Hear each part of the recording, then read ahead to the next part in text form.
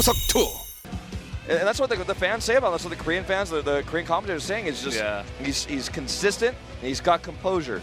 The face and the words that Stats said after that game really tell a story. He was ahead, but he could not end it, and then he finally ended it, and he's like, God, finally, okay. Finally ended that one. Let's see how he does here in game number 2 on Dasan Station.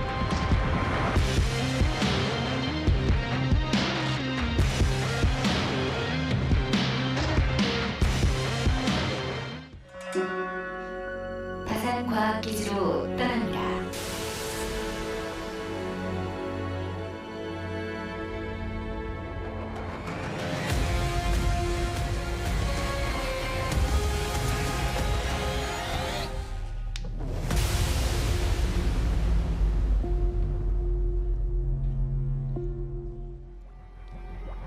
Welcome to Dasan Station for map number 2, down in the bottom right-ish location. The Purple Protoss winning that last one. It is Stats. And his opponent to the top left in green, the Terran player Maru. I'm sure he's got something planned for this upcoming push here, or excuse me, map where we will likely see a push. I was trying to allude to the fact that there would likely be a push on this map because this map has such a short rust distance. I was talking, I think I was casting with Rapper when I said this, but talking about how this map reminds me of Bloodbath and Brood Horse's tiny map. I mean, it's not quite as small as Bloodbath, but like this map is just so small that rushes, pushes, drops, mutilus play, it's all so fast, happens so quick. Stats' play in the PvZ matchup and the base trade we saw earlier was absolutely incredible on this map. It was insane how well he played in that situation versus a Zerg player who was on him with Mutilus. Very impressive. Yeah. And that's the kind of exciting game you sometimes see on this map, but in this matchup, I don't know if you can call Bjorn's gold that he took a third base, but we don't ever really get to see third bases on this map in this matchup. Yeah. You see, what do you see out of turns on this map? You see Cyclones. You see Liberators. You see bunkers. You know, it depends on how crazy, how all in they want to get with it. But generally, as the Terran, it's kind of like Frozen Temple, except they don't have a natural on the low ground, but you can get there quicker, so you can still put on that pressure very early on in the game. Nice scout here, actually, with that SCV. Just going to stroll on through the Protoss base and see the robotics tech. Just waltzing in. The bunkers, the Cyclones, the tech you're talking about, the Liberators, it's really reminiscent of play we saw in 2010 and 2011. It was a game actually I watched this morning that was posted to the subreddit, the StarCraft subreddit, about it was Tester versus Hyperdub back in the open seasons, and we saw this kind of bunker-esque push, and it was very reminiscent of what we saw Maru do versus Classic, just 2 days ago, in 6 years later, basically. And this type of style is very difficult to deal with for Protoss, but if you're composed, if you basically just keep yourself calm, you micro correctly, you can hold this stuff off, but these pushes are so powerful. Now we are going to see very fast robotics base, so I imagine this will be a disruptor drop. And Maru is powering up an army here. He does have that factory set to make some Liberators as well here, or potentially Siege Tanks. Okay, it's going to be the Siege Tank variation. Liberators are faster than Siege Tanks, so you want to get the tank first. Right? Or, sorry, yeah. I don't know why I said Liberators, yeah. The tank is slower than a Cyclone, so you make that first and have it come across the map, then the Cyclone catches up. Good scout here, by the way. You can see that green circle right on that building. He's like, oh, okay.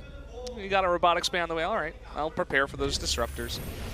And yeah, I mean, it's going to be this drop here. 1 Widowmine, 6 Marines. We've seen this many times before. I haven't seen it too much on this map, but I imagine it should be quite strong because you can get to the opponent's base very fast before they have too much tech. Yeah, I mean, this is a very greedy build from Stats, so obviously it could be punished here with this drop first. With the follow-up push, it's actually really terrifying too. He is ready for this. Now, disruptors are hard to use defensively in mineral lines because obviously there's the risk that you actually kill your own probes as well.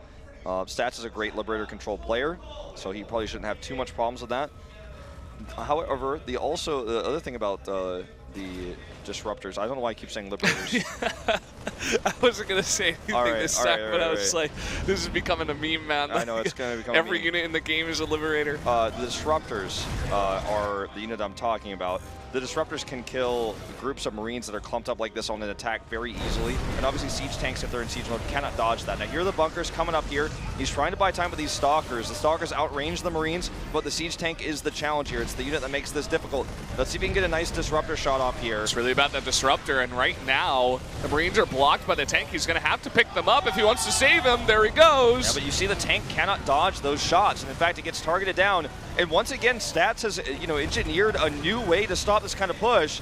Now, the Raven does try to snipe that observer, giving vision there. They try to snipe it with the Marines using the Raven for vision, but does escape. That is very huge. Because there's a Banshee follow-up, and if he decides to get cloaked, that could become an issue later on. It also means he can't use his Robo if he has to remake observers. Dropping this disruptor out now again. And also, bunkers cannot dodge disruptor shots, just to point that out as well. All right, here we go. He's going to go for the Marines first, then we'll change the pathing, actually missing the bunker there this time. But these bunkers are not getting up, so the push is a lot weaker. Yeah, the tank is slowly making its way over here, the second one. Nice pickup once again. The Banshee add-in is kind of cute, but there's a lot of stalkers out here getting so much damage on that tank before it even sieged up. All right, dropship micro here on both sides to actually keep these expensive units alive. Here goes another disruptor shot. He can't dodge that with a tank. It goes down. He could have picked it up. He was kind of trying to decide, do I save the Marines, do I save the tank? And it was like a game of chicken, and Stats won. He kills the tank. There's another tank here, though. All right, he's going to pick up. Oh, it doesn't pick up that tank either. Disruptor dies as well. There's only one left over. Yeah, this Banshee is also going to be very important because he needs anti-air to deal with that, so he can't just warp into depths. He needs to maintain stalkers as well. You can see Stats has a gas problem right now. He did not take the assimilars to the back. He's actually just going to aggressively go for this. The Banshee's targeted down. I don't think that shot ended up going off. I don't think it hit anything. Yeah. If it did get off. I mean, it was in between the tank and the Marines, almost as if Stats was hesitating there, and he gets no damage. And now it looks like Maru just has too many units here. This push just becomes so powerful on this map after you get a few sets of units in. I mean, he's lost his gateway here. His cybernetics core is unpowered. He's just going to commit to one more fight. Prism at the front, fighting with probes here. I don't think this is going to work out, though, in the end. Looks like Maru will win yet again on Dawson Station with an aggressive siege tank push. GG. GG, nicely done by Maru, evening up the series 1-1 now. There you go, Dawson Station. You get that tiny snowball. You take one unit out, a couple of missed disruptor shots, and all of a sudden the Terran just runs away with it. It was looking really good for Stats early on. Sniping the tank, killing the Widow Mine, stopping the bunkers from getting up, forcing the units back, forcing the Marines to jump in and out of the dropship. But in the end, Maru just had too many units and Stats got too far behind. It's a very greedy, gas-intensive build that he's done.